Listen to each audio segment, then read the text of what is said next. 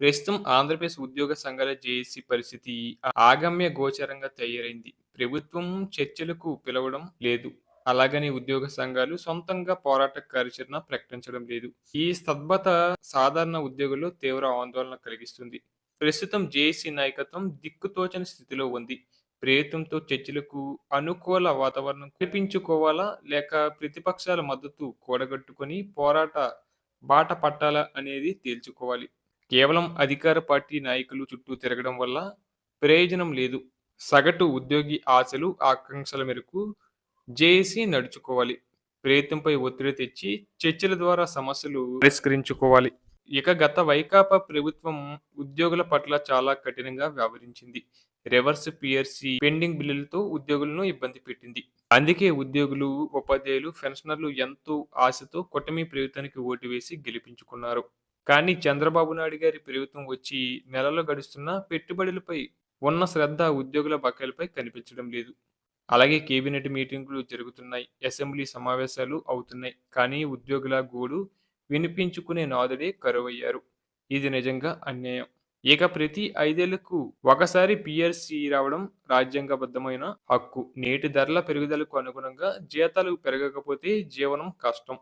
అలాగే 2018 నుండి 2023 వరకు మొత్తం 11 డీఏలు ప్రకటిస్తే అందులో కేవలం 2 మాత్రమే చేతికి వచ్చాయి. మిగిలిన 9 డీఏలు ఇంకా కాగితాల మీదే ఉన్నాయి. కేంద్రం డీఏ ఇవ్వగానే రాష్ట్రాలు కూడా ఇవ్వడం ఆనవాయితీ. కానీ ఇక్కడ ఏళ్ల తరబడి పెండింగ్ పెట్టడం రాజ్యాంగ ఉల్లంఘనతో సమానం. అలాగే రిటైర్డ్ అయిన ఉద్యోగుల పరిస్థితి మరీ ఘోరంగా ఉంది. 11వ పీఆర్సీ ఎరేర్స్ 2020-21లో రిటైర్డ్ అయిన వారికి ఇస్తామని జీవో 103లో చెప్పారు. కానీ ఇప్పటివరకు చిల్లిగవ్వ ఇవ్వలేదు. అలాగే పదవి విరమణ తర్వాత రావాల్సిన గ్రాట్యుటీ, ఈఎల్జీఐఎస్ వంటి హక్కు సొమ్ముల కోసం ఏడాదిన్నరగా ఆఫీసుల చుట్టూ తిరుగుతున్నారు. జీవితకాలం సేవ చేసిన వారికి ప్రభుత్వం ఇచ్చే గౌరవం ఇదేనా? వారి మౌనాన్ని అలుసుగా తీసుకోవద్దు. ఇక 12వ పీఆర్సీ కమిషన్ నియామకం ఆలస్యం అవుతుంది. కాబట్టి ప్రభుత్వం తక్షణమే ఉద్యోగులకు 30% మధ్యంతర వృత్తి ఐఆర్ ప్రకటించాలని వారు కోరుచున్నారు.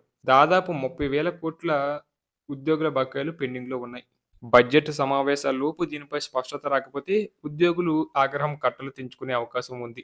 ఈ దుర్వ్యవస్థను ఎదుర్కోవడానికి ఉన్న ఏకైక మార్గం ఐక్యత.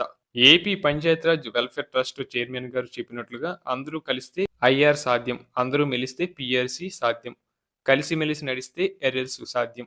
ఉపాధ్యాయులు డీఏ పోరాటాన్ని స్ఫూర్తిగా తీసుకొని అన్ని సంఘాలు ఒకే వేదికపైకి రావాలి. విభేదాలు పక్కన పెట్టి పోరాడాలి. రాబోయే కేబినెట్ మీటింగ్ మరియు బడ్జెట్ సమావేశాలలోపే ఉద్యోగ సంఘాలు చేసి అత్యవసర భేటీ నిర్వహించాలి. ప్రభుత్వానికి ఒక డెడ్ లైన్ విధించాలి. లేకపోతే మరో 5 ఏళ్లు కూడా మొండి చెయ్యి తప్పదు.